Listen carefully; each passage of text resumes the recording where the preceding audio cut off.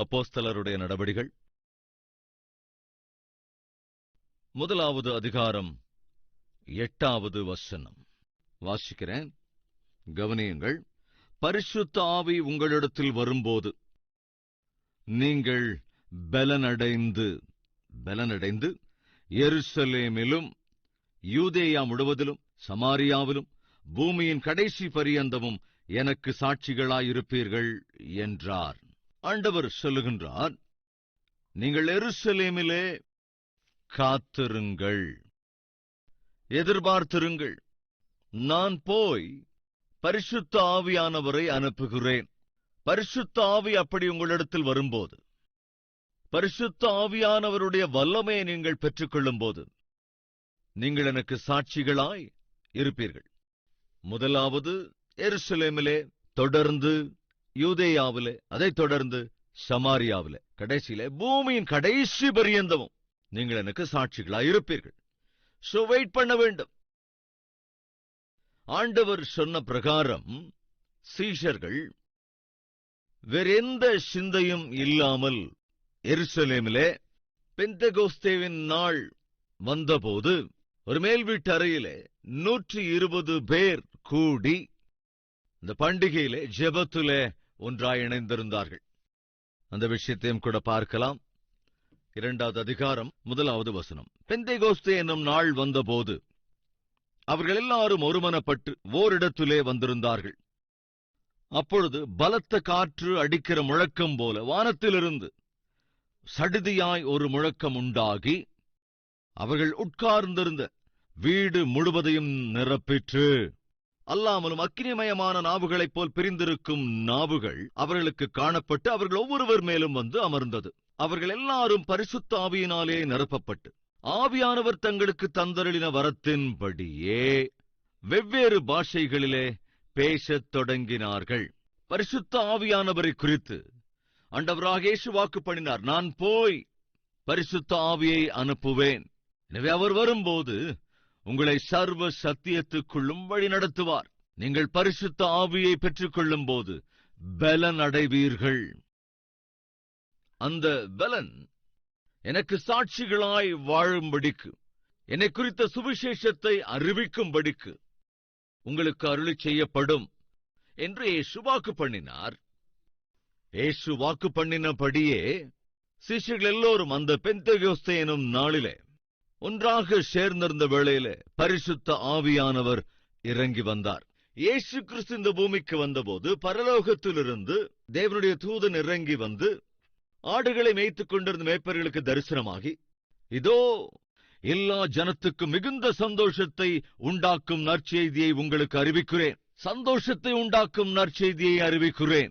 இன்று கர்த்தராகிய கிறிஸ்து என்னும் இரட்சகர் உங்களுக்கு தாவீதின் ஊரிலே பிறந்திருக்கிறார்.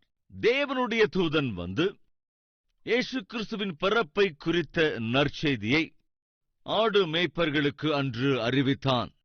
அதேபோல தேவ தூதர்களின் கூட்டம் உன்னதத்திலே இருக்கிற தேவனுக்கு மகிமையும் பூமியிலே சமாதானமும் மனுஷர் மேல் பிரியமும் உண்டாவதாக என்று அற்புதமாக அவர்கள் இயேசுவை துதித்து பாடினார்கள், தேவனை மகிமைப்படுத்தினார்கள். அது இயேசு கிறிஸ்துவனுடைய பிறப்பினுடைய, அதாவது அந்த பிறப்பை குறித்த நற்செய்தியை, சந்தோஷமான நற்செய்தியை அன்று அறிவிப்பதற்காக தேவதூதன் இறங்கி வந்ததும் தேவதூதர்களின் கூட்டம் சேனையாக இறங்கி வந்து தேவனை மகிமைப்படுத்ததே நாம் பார்க்கிறோம். அது இயேசு கிறிஸ்து இந்த பூமியிலே பிறந்தபோது நடைபெற்ற ஒரு சம்பவம். தேவதூதர்களே இறங்கி வந்தார்கள், தேவனை மகிமைப்படுத்தினார்கள். அதேபோல பரிசுத்த ஆவியானவர் இந்த பூமிக்கு வந்தபோது, தம்முடைய கிரியைகளை நிறைவேற்ற அனுப்பி வைக்கப்பட்ட போது அங்கே இடம்பெற்ற ஒரு பிரத்யேகமான சம்பவம் என்னவென்றால், ஒரு பலமான காற்று அங்கே வீசியதான்.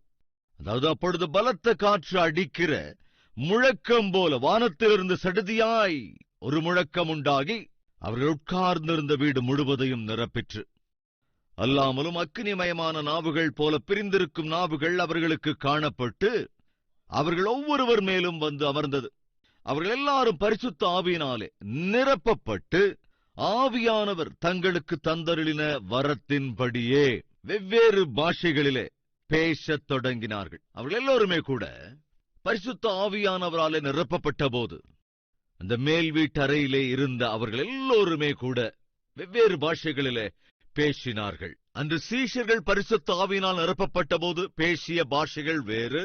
இந்நாட்களில் கிறிஸ்தவ சபைகளிலே விசுவாசிகள் பரிசுத்த ஆவியினாலே நிரப்பப்படுகிற போது பேசுகிற பாஷைகள் வேறு. அதை சொல்லுகின்றேன், கவனிங்க. 5வது வசனம், வானத்தின் கீழ் இருக்கிற சகல தேசத்தாரிலும் இருந்து வந்த தேவ பக்தியுள்ள யூதர்கள் அப்பொழுது எருசலேமிலே வாசம் பண்ணினார்கள். அந்த சத்தம் உண்டான போது திரளான ஜனங்கள் கூடி வந்து தங்கள் தங்கள் பாஷையிலே அவர்கள் பேசுகிறதை அவரவர்கள் கேட்டபடியினாலே கலக்கமடைந்தார்கள்.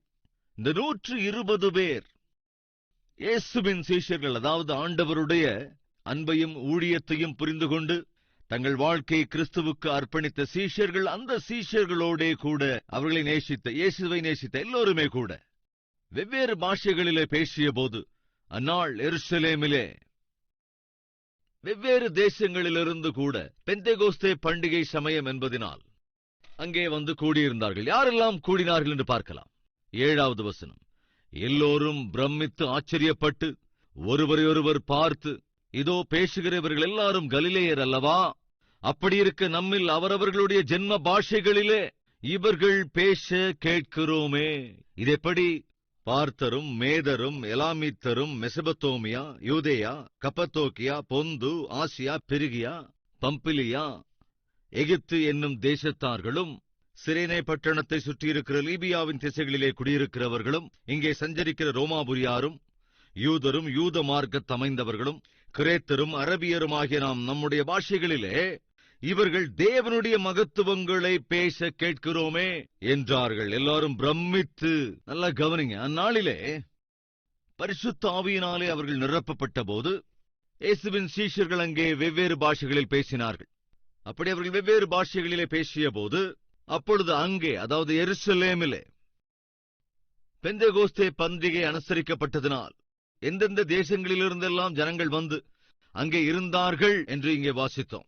அநேக தேசங்களிலிருந்து வெவ்வேறு பாஷைகளை பேசக்கூடியவர்கள் வந்து எருசலேமிலே இருந்தார்கள். பரிசுத்த ஆவியினாலே சீஷர்கள் பேசிய போது அவர்கள் வெவ்வேறு பாஷையில் பேசினார்கள். உதாரணத்துக்கு, இப்ப ஆந்திராவில இருந்து வந்தவங்க இங்க இருக்காங்கன்னு வச்சுக்கலாம். உங்கள கேரளால இருந்து வந்தவங்க இருக்கீங்க, ஆந்திரால இருந்து வந்தவங்க இருக்கீங்க, கர்நாடகால இருந்து வந்தவங்க இருக்கீங்க, மகாராஷ்டிரால இருந்து வந்தவங்க இருக்கீங்க, ஒரிசால இருந்து வந்தவங்க இருக்கீங்க, நார்த் இந்தியால இருந்து வந்த எத்தனையோ பேர் இருக்கீங்க, குஜராத்தில இருந்து வந்தவங்க இருக்கலாம். இப்படி அநேக பகுதியிலிருந்து வந்து உட்கார்ந்து இருக்கிறீர்கள். நான் இப்போ வேற பாஷையில பேசுறேன்னு வச்சுக்கலாம். நான் வேறு பாஷையிலே பேசுகிற போது ஆந்திராவிலிருந்து வந்தவர்களுக்கு நான் தெலுங்கிலே பேசுவதை போல இருக்கிறது, கேரளாவிலிருந்து வந்தவர்களுக்கு மலையாளத்திலே கேட்கிறது, கர்நாடகாவிலிருந்து வந்தவர்களுக்கோ கன்னட பாஷையில் பேசுவதை போல் கேட்கிறது, மகாராஷ்டிராவிலிருந்து வந்தவர்களுக்கு மராட்டிய பாஷையிலே பேசுவதை போல் இருக்கிறது. அதாவது அவர்களுக்கு தெளிவாக புரிகிறது. இது என்னது, இவங்க நம்ம பாஷையில பேசுறாங்களே, மலையாளத்துல தெலுங்குல பேசுறாங்களே, கன்னட பாஷையில பேசுறாங்களே, மராட்டி மொழியில தெளிவா பேசுறாங்களே, ஹிந்தியில தெளிவா பேசுறாங்களே, ஒரியா பாஷையில தெளிவா பேசுறாங்களே, இவங்கெல்லாம் நம்ம ஊரை சேர்ந்தவங்களாச்சே, தமிழ்நாட்டை சேர்ந்தவங்களாச்சே. சோ இங்க எல்லாரும் தமிழர்கள் உட்கார்ந்து இருக்கும் போது பரிசுத்த ஆவியானவர் அவர்கள் மீது இறங்கிய போது இவர்கள் எல்லோரும் நம்முடைய பாஷைகளிலே பேசுகிறார்களே. அப்படி பாஷைகளிலே பேசுகிற போது அவர்கள் என்ன புரிந்து கொண்டார்கள்? தேவனை குறித்த மகத்துவங்களை இவர்கள் பேச கேட்கிறோமே. சோ அங்கிருந்தவர்கள் எல்லோருமே கூட தங்கள் தங்கள் பாஷையிலே அதை கேட்டார்கள். அதுதாங்க அன்னைக்கு அங்க நடந்தது. ஆச்சரியப்பட்டார்கள். கடைசியில பார்த்தா இவங்க கலிலேயர்கள், கலிலேயா பட்டணத்தை சார்ந்தவர்கள். ஆனால் பேசுவதோ நம்முடைய பாஷைகளிலே பேசுகிறார்கள். வெவ்வேறு தேசங்களிலிருந்து வந்தவர்கள் அங்கே இருந்தபோது அவர்கள் தங்கள் தேசத்தில் என்ன பாஷை பேசுகிறார்களோ அவர்களின் பாஷையிலே தேவனை குறித்த மகத்துவங்களை அவர்கள் அங்கே அறிவித்தார்கள். ஆச்சரியமாக இருந்தது. அவர்கள் அப்படி ஆச்சரியப்பட்ட போது அங்கே இருந்தவர்களில் சில பேர் கிண்டல் செய்தார்கள். இன்னும் சில பேர் இவைகளெல்லாம் பார்த்து மிகவும் கேலி பேசினார்கள். வாருங்கள், என்ன இருக்குன்னு பார்க்கலாம். 11வது வசனம், கிரேத்தரும் அரபியருமாகிய நாம் நம்முடைய பாஷைகளிலே இவர்கள் தேவனுடைய மகத்துவங்களை பேச கேட்கிறோமே என்றார்கள். எல்லாரும் பிரமித்து சந்தேகப்பட்டு இதென்னமாய் முடியுமோ என்று ஒருவரோடு ஒருவர் சொல்லிக் கொண்டார்கள். மற்றவர்களோ இவர்கள் மதுபானத்தால் நிறைந்திருக்கிறார்கள் என்று பரியாசம் பண்ணினார்கள்.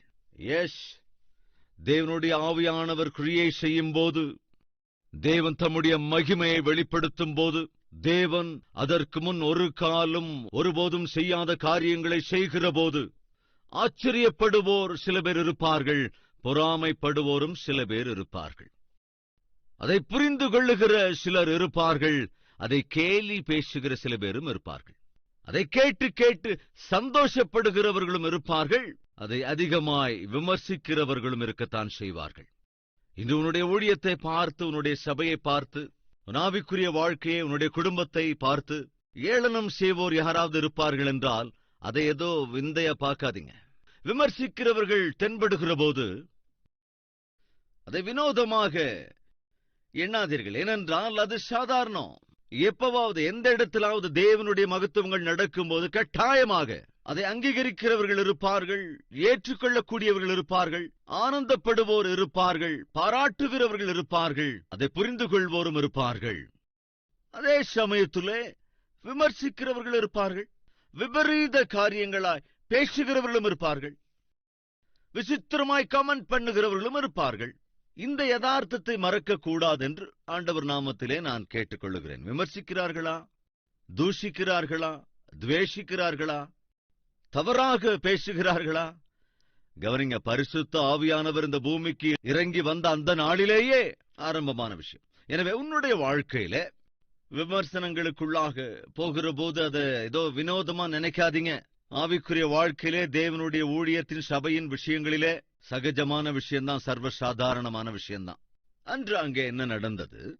யோவான் சுவிசேஷம் 20வது அதிகாரத்திலே நாம் பார்க்கிறோம், சீஷர்கள் யூதர்களுக்கு பயந்து ஒரு அறைக்குள் போய் கதவை மூடிக்கொண்டு உள்ளே பயந்து நடுங்கிக் கொண்டிருந்தார்கள்.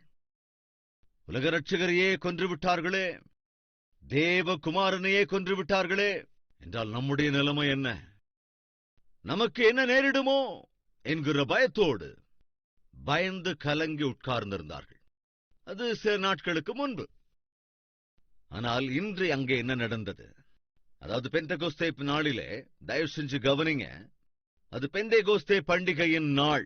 அந்த பண்டிகை நாளின் சந்தர்ப்பத்திலே அவர்கள் எல்லோரும் அந்த பண்டிகைக்காக வந்திருந்தவர்கள்.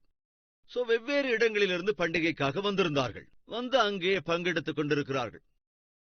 அநேக சந்தர்ப்பங்கள்ல இந்த விஷயத்தை சில பேர் கொஞ்சம் தப்பா போதிக்கிறாங்க. அதாவது பரிசுத்த ஆவியானவருக்காக அவர்கள் காத்திருந்தார்கள், எதிர்பார்த்துக் கொண்டிருந்தார்கள். எஸ், ஓவராலாக இயேசு என்ன சொல்லியிருந்தார் என்றால், நீங்கள், அதாவது நான் போன பிறகு பரிசுத்த ஆவியானவரை அனுப்பி வைப்பேன்.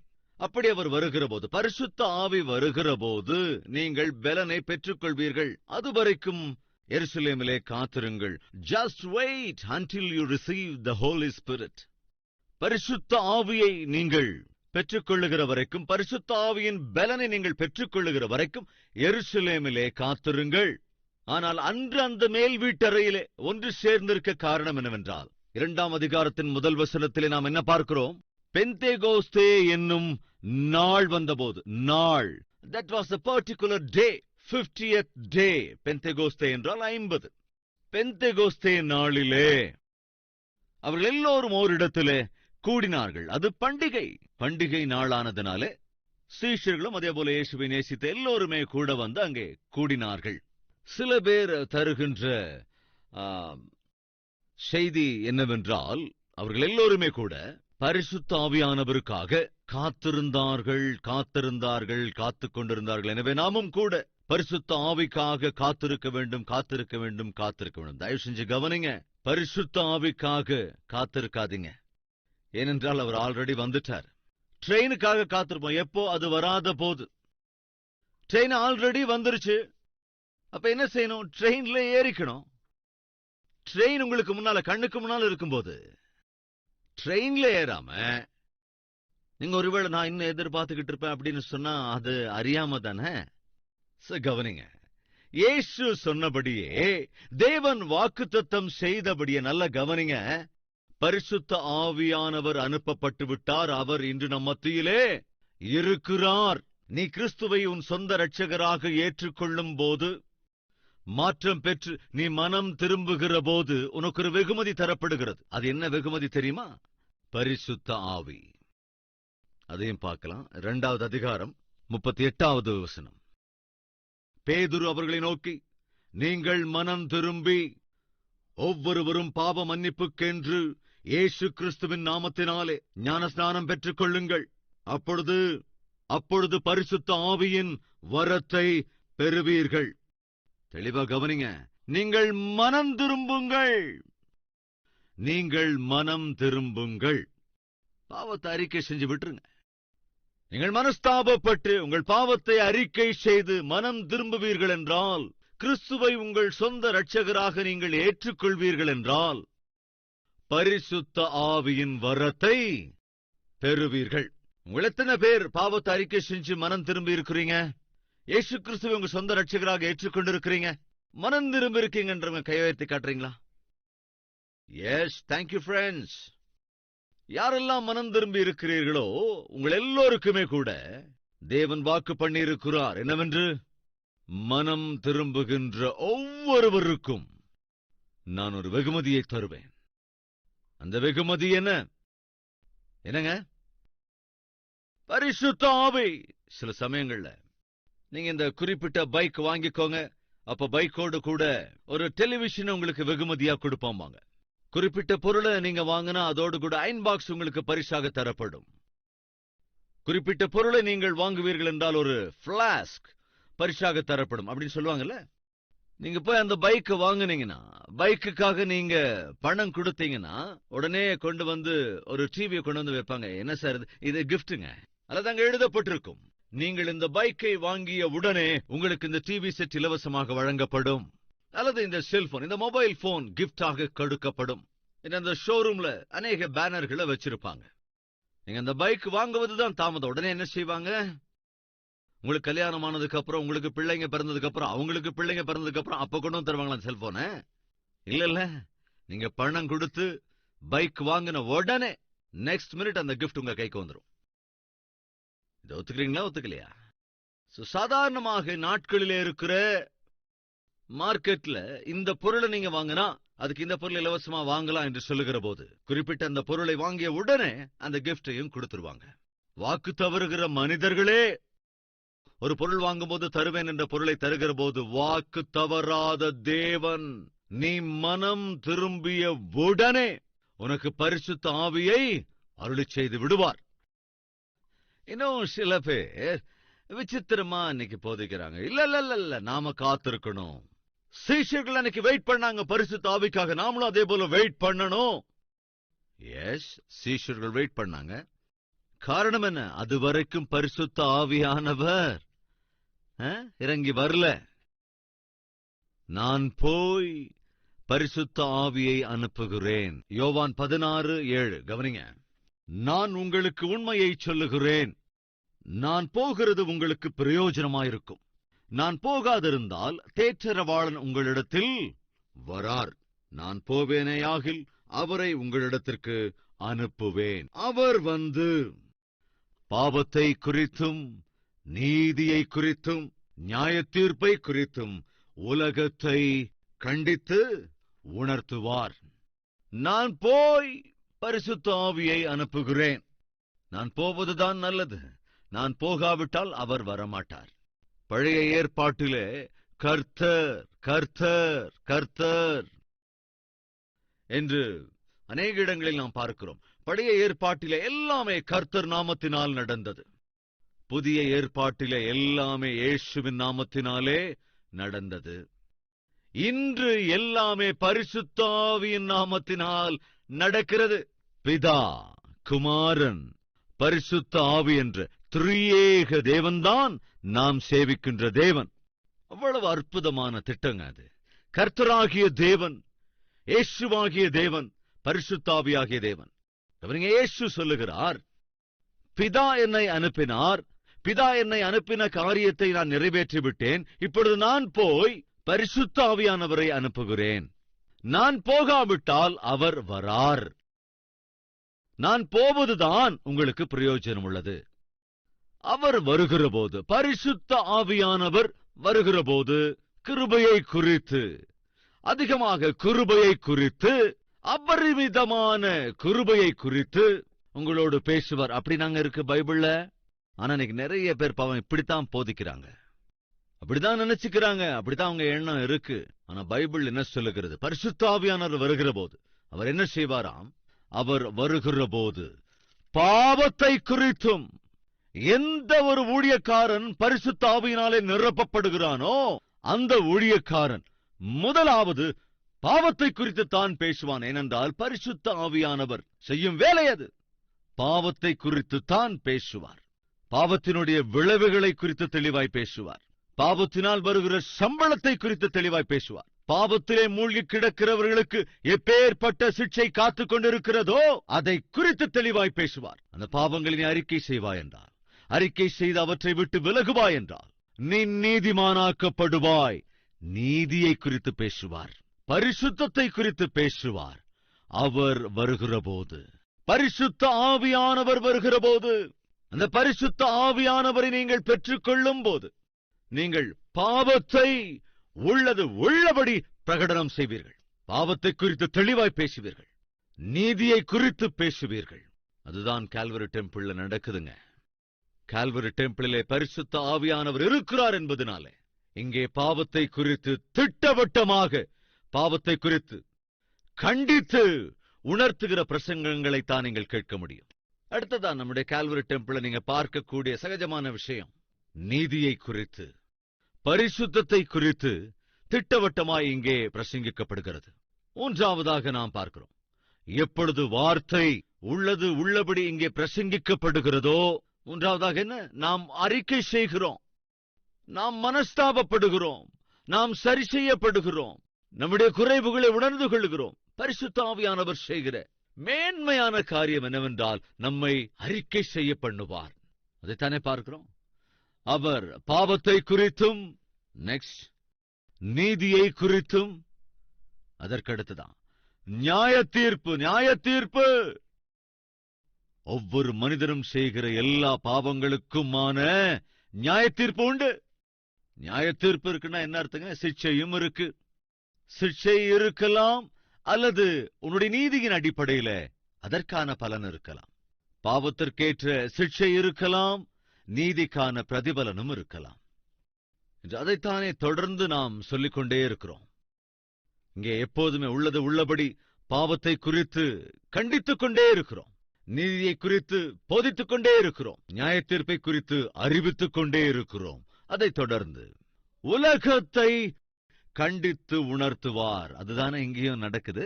கால்வரி டெம்பிளுக்கு வருகிற ஒவ்வொருவரும் என்ன செய்ய ஏவப்படுகிறார்கள்? அறிக்கை செய்ய ஏவப்படுகிறார்கள். எப்படி? ஐயோ, நான் ஒரு பாவி, நான் தேவனுக்கு விரோதமாக வாழ்ந்து கொண்டிருக்கிறவன், நான் செய்த பாவங்களுடைய விளைவாக, நான் செய்த பாவங்களுக்கான விளைவான சிக்ஷை எனக்காக காத்துக் கொண்டிருக்கிறது. எனவே நான் நீதியாக வாழ வேண்டும், உண்மையாய் வாழ வேண்டும், உத்தமமாய் வாழ வேண்டும். பரிசுத்த ஆவியானவர் இப்படி அறிக்கை செய்ய பண்ணுவார். That's the ministry of Holy Spirit. பரிசுத்த ஆவியானவர் எங்கே இருக்கிறாரோ அங்கே காணப்படுகிற அற்புதமான ஊழியம் என்னது? பாவத்தை அறிக்கை செய்யும்படி செய்வது. அதேபோல பரிசுத்தமான வாழ்க்கையை குறித்து அறிவிப்பது. அதேபோல நியாய தீர்ப்பு உண்டு, எச்சரிக்கை செய்வது, எல்லாவற்றையும் உணர்த்துவது. இயேசு அதைத்தான் அங்கே சொல்கிறார். நான் போன பிறகு பரிசுத்த ஆவியானவர் வருவார். அவர் வருகிறார் என்றால் பாவத்தை குறித்தும், நீதியை குறித்தும், நியாய தீர்ப்பை குறித்தும், தொடர்ந்து உலகத்தை குறித்தும் உங்களுக்கு கண்டித்து உணர்த்துவார். நம்முடைய செய்திகளிலே உலகம் எப்படி இருக்கிறது, நிலைமைகள் எப்படி இருக்கிறது, மனிதன் எவ்விதத்திலெல்லாம் அழிந்து போய்க் கொண்டிருக்கிறான் என்பதை அறிவிப்பது மட்டுமல்லாமல் அப்பேற்பட்ட மனிதர்களை அறிக்கை செய்யும்படி செய்கிறவர்தான் பரிசுத்த ஆவியானவர். நம்முடைய கால்வரி டெம்பிள் இவ்வளவாய் ஆசீர்வதிக்கப்பட காரணம் என்னவென்றால் அது பரிசுத்த ஆவியானவரின் கிரியை. கால்வரி டெம்பிளுக்கு யார் வந்தாலும் சரி, எந்த தேசத்திலிருந்து வந்தாலும் சரி, உடனே அவங்க சொல்ற வார்த்தை என்னன்னா, இவ்வளவு ஒழுக்கத்தை கடைபிடிக்கிற ஒரு சபையை நாங்க எங்கேயுமே பார்த்ததில்லை, இவ்வளவு அக்கறையாக தேவ செய்தியை கேட்கிற சபையை எங்கும் பார்த்ததில்லை, தேவ வார்த்தைக்காக இவ்வளவு வாஞ்சையுள்ள ஒரு சபையை எங்கும் பார்த்ததில்லை. அது எப்படிங்க சாத்தியமாச்சு? பரிசுத்த ஆவியானவரால் சாத்தியமாயிற்று. இன்னும் இந்த செய்தி ஆசீர்வாதமா இருந்தது என்கிறவர்கள் என்னோடு சேர்ந்து ஒருமனப்பட்டு ஜெபத்திலே பங்கெடுக்கிறீர்களா? ஜெபிக்கலாம்.